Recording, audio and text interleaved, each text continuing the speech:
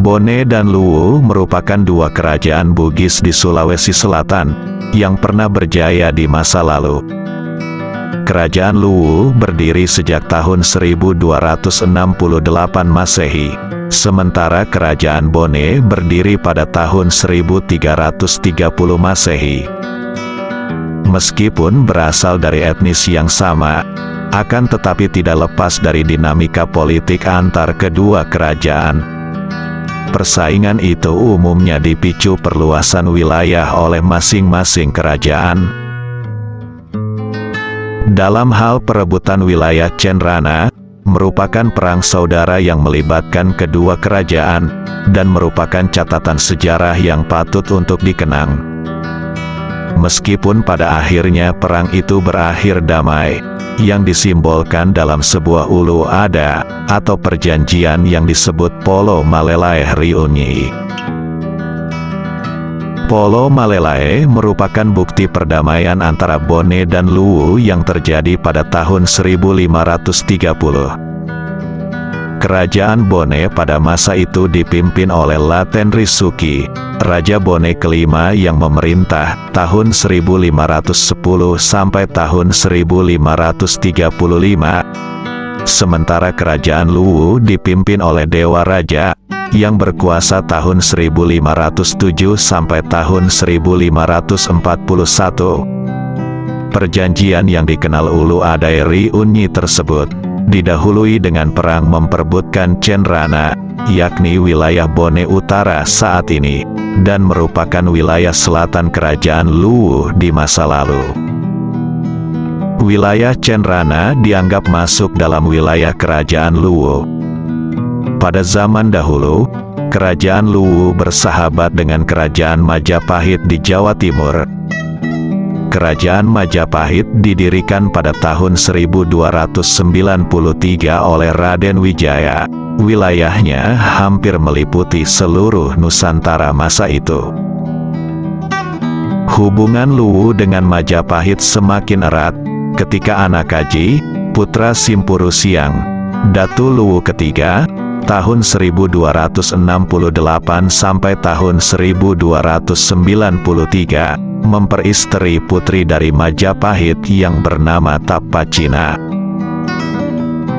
Sementara wilayah Cenrana pada masa itu berada di bawah kekuasaan kerajaan Majapahit, kemudian diberikanlah kepada Tapacina sebagai hadiah atas perkawinannya dengan Anakaji. Dengan bersatunya Tapacina dan Anakaji sebagai putra mahkota, pewaris tahta kerajaan Luwu, maka batas wilayah selatan kerajaan Luwu akhirnya meluas sampai Cenrana. Gejala perselisihan antara Bone dan Luwu sudah tampak pada masa pemerintahan Batara Guru II, Raja Luwu ke-8, tahun 1426 sampai tahun 1458. Batara Guru II bercita-cita untuk memperluas wilayah kerajaan Luwu. Sementara kerajaan Bone pada masa itu dipimpin oleh La Saliu Korampelua, Raja Bone ketiga, tahun 1368 sampai tahun 1470. Di samping itu, kerajaan Bone yang mulai berkembang pada masa itu juga sudah berusaha memperluas wilayahnya di bawah pimpinan La Saliu Korampelua. Sejak itulah Raja Luwu Batara Guru II sudah mulai merasa adanya gangguan terhadap wilayah Luwu di bagian selatan. Untuk mengantisipasi akan adanya gangguan dari selatan, maka pusat pemerintahan kerajaan Luwu dipindahkan di Kamanre. Wilayah Kamanre adalah sebuah kecamatan di Kabupaten Luwu sekarang ini. Letak Warek atau pusat pemerintahan yang baru tersebut berdekatan dengan daerah Bala di utara Cenrana. Saat ini, wilayah Bala merupakan salah satu desa di Kecamatan Bajo, Kabupaten Luwu. Menurut Batara Guru, wilayah Cenrana dan Wage harus dipertahankan. Saat ini, wilayah Wage adalah sebuah desa di Kecamatan Sabang Paru, Kabupaten Wajo. Bahkan, diupayakan agar perbatasan Tanjung Towari di Tenggara sedapat mungkin diluruskan melewati Teluk Bone. Hal itu dimaksudkan agar pasukan kerajaan Luwu bisa ditempatkan di Cilelang. Wilayah Cilelang sekarang ini menjadi Kelurahan Wicudai, Kecamatan Pamana, Kabupaten Wajo. Kerajaan Luwu membangun kekuatan besar yang diperkuat dengan pasukan khusus yang terdiri dari orang Rongkong. Kaum Rongkong terkenal kebal dan tahan benda tajam. Mereka mahir membuat senjata yang sangat berbisa. Komunitas Rongkong ini berdomisili di wilayah utara Kerajaan Luwu pada masa itu. Namun demikian, meskipun Kedatuan Luwu sudah membangun angkatan bersenjata yang kuat pada masa itu, akan tetapi belum terjadi benturan dengan Kerajaan Bone, hingga berakhirnya pemerintahan Batara Guru pada tahun 1458. Akan tetapi, cita-cita dan kebijakan Batara Guru dilanjutkan oleh penerusnya, yaitu pada masa pemerintahan Risau Lebi, Raja Luwu ke-10, tahun 1465 sampai tahun 1507. Raja Risau Lebi menambah kekuatan pasukan kerajaan Luwu. Pasukan cadangan kerajaan Luwu diminta kepada Raja Sangala. Kemudian pasukan khusus orang Rongkong juga ditambah. Demikian pula suku Mengkoka yang terkenal dengan senjatanya yang disebut Sinangke. Hal itu dilakukan Risau Lebi untuk mengantisipasi kebangkitan Kerajaan Bone yang mulai menimbulkan gejala gangguan, khususnya di Cenrana. Hal ini menunjukkan bahwa puluhan tahun lamanya Luwu sudah mempersiapkan diri untuk menghadapi musuh dari selatan, utamanya dari Kerajaan Bone. Sementara Kerajaan Wajo dianggap bukan lawan, karena hubungan historis dan kekerabatan yang masih kuat, di mana Wajo menghargai Luwu sebagai kakak, artinya kerajaan yang lebih dahulu berdiri. Bahkan, dalam wilayah Wajo, terdapat area milik Luwu, yaitu Kampung Wage. Saat ini, daerah itu merupakan sebuah desa di Kecamatan Sabang Paru, Kabupaten Wajo. Oleh sebab itu, wilayah Cenrana yang seksi tersebut, ibarat bom waktu yang sewaktu-waktu bisa meledak, sebagai wilayah rebutan antara Kerajaan Luwu dan Bone. Hal itu karena Cenrana didukung letak geografis, serta potensi sungai Walenae yang melintas di daerah itu. Meskipun demikian, kedua kerajaan masih mampu menahan diri, hingga berakhirnya masa pemerintahan Risau Lebi, Raja Luwu ke-10, tahun 1465 sampai tahun 1507.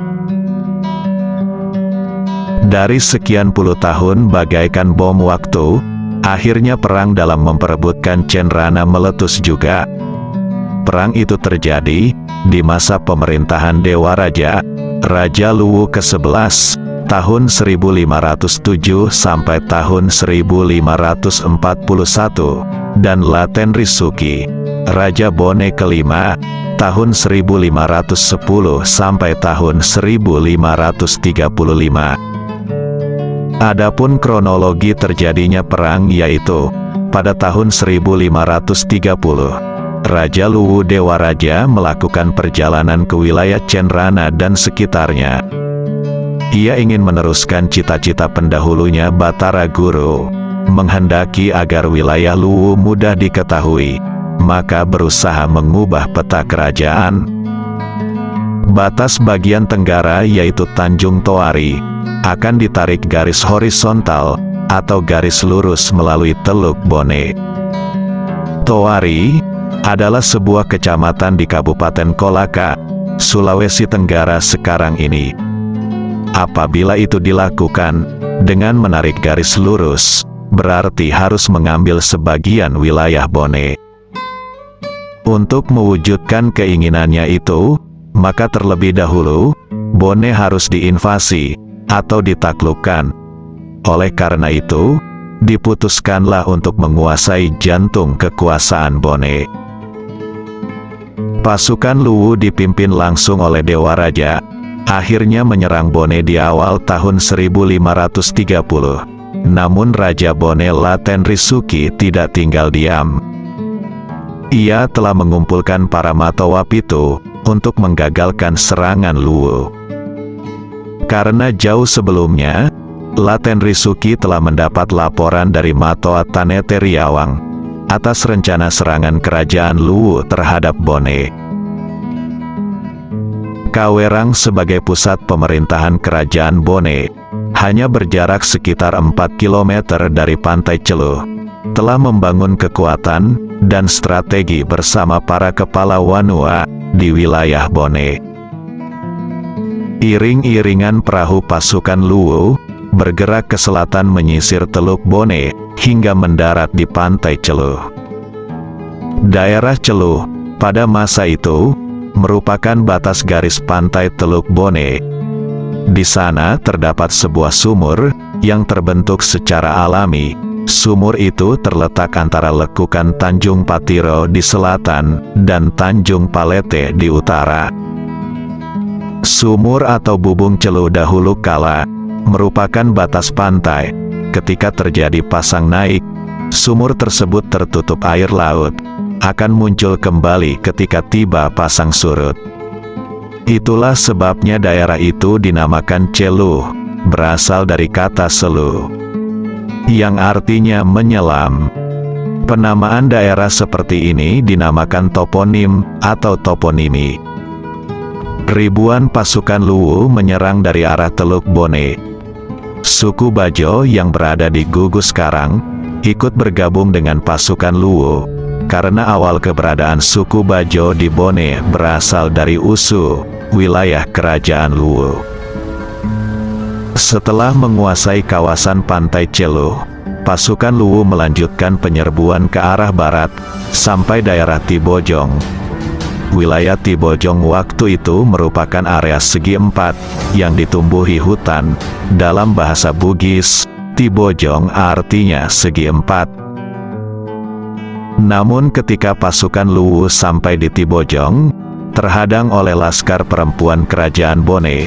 Mereka bersenjatakan lawida, yang dipimpin oleh bisu. Awalnya, pasukan Luwu menganggap remeh, karena dilihatnya sebagai perempuan yang tidak mempunyai kekuatan apa-apa.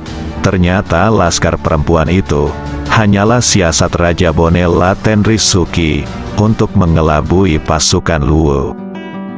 Tiba-tiba dari arah pelabuhan Kading Barebo, pasukan Bone yang sesungguhnya berbalik melakukan serangan. Sebagian pasukan berkuda menyerang lewat darat, sampai akhirnya pasukan Luwu terkepung di Celuh. Sebagian perahu milik pasukan Luwu yang membawa perbekalan dibakar habis oleh pasukan Bone. Menyikapi situasi itu, Raja Luwu Dewa Raja kemudian memerintahkan pasukannya agar mundur ke utara, di wilayah Cenrana. Pasukan Luwu kemudian melakukan gerakan mundur, menyusuri pantai Teluk Bone, lewat kawasan Tanjung Palete. Setelah itu melanjutkan pelayaran ke Cenrana, dan masuk melalui Palime. Dalam perjalanan itu sesekali melakukan perlawanan, sehingga korban harus berjatuhan. Namun setelah sampai di Cenrana, ternyata di sana sudah menunggu ribuan pasukan Bone. Pergerakan pasukan Luwu sudah terbaca oleh Bone. Perahu-perahu pasukan Luwu yang sebelumnya ditambatkan di Sungai Walanae telah disingkirkan oleh penduduk Bone. Akibatnya, ribuan pasukan Luwu terkepung rapat dan terisolasi bersama rajanya selama hampir sebulan dalam keadaan kekurangan makanan karena kehabisan perbekalan. Tidak ada bahan makanan yang bisa masuk. Melihat kondisi itu, pasukan Bone menawarkan agar pasukan Luwu lebih baik menyerah. Namun, ajakan itu tidak digubris oleh pihak Luwu. Pertempuran sengit yang tak seimbang terjadi. Pasukan Luwu yang sudah sangat lemah karena kekurangan makanan, bertempur mati-matian dengan pasukan Bone yang masih kuat. Pada saat itu, Raja Luwu Dewaraja dengan perkasa tampil ke depan mendekati Laten Risuki Raja Bone. Pengawal Raja Bone mengenal Raja Luwu karena terus-menerus dipayungi. Akhirnya, payung kerajaan Luwu berhasil direbut oleh pasukan Bone dan diserahkan kepada Raja Bone Laten Risuki. Selanjutnya Dewaraja diamankan oleh pasukan Bone. Pada saat itulah kemudian, Dewaraja memberi isyarat kepada pasukannya agar menghentikan pertempuran. Raja Bone Laten Risuki kemudian menerima Dewaraja dengan penuh penghormatan dan memeluknya, seperti saudara sendiri yang baru bertemu. Pasukan Luwu yang tersisa dalam peperangan itu kemudian dirawat dengan baik oleh pasukan Bone. Akhirnya, payung kebesaran kerajaan Luwu beralih memayungi Raja Bone Laten Risuki. Itulah sebabnya digelar sebagai Laten Risuki Mappajonge. Setelah peperangan, Raja Luwu dan Raja Bone kemudian membuat perjanjian perdamaian sejati. Perjanjian itu disebut Polo Malelai Ri Ungnyi, atau penghentian perang di Ungnyi.